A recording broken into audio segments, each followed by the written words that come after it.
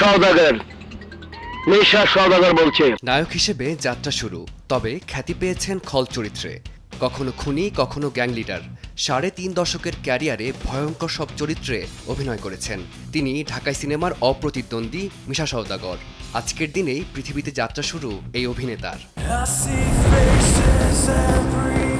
পর্দার মিশা যতটা ভীতির সঞ্চার করেন, বাস্তবে ঠিক তার বিপরীত। স্নেহপরায়ণ মানুষটি যেমন পারিবারিক, তেমনই ধর্মভীরু। ধর্মীয় অনুশাসনেই থাকতে পছন্দ করেন তিনি। নিয়মিত ৫ ওয়াক্ত নামাজ পড়েন। অভিনেতার ধর্মীয় প্রেম মুগ্ধ করে তার ভক্ত অনুরাগীদেরও। কিংবদন্তি হুমায়ুন ফরিদির অভিনয়শৈলীকে পাথেয় মেনে প্রায় ৮০০র বেশি চলচ্চিত্রে নিজের মুনশিয়ানা দেখিয়েছেন এই অভিনেতা।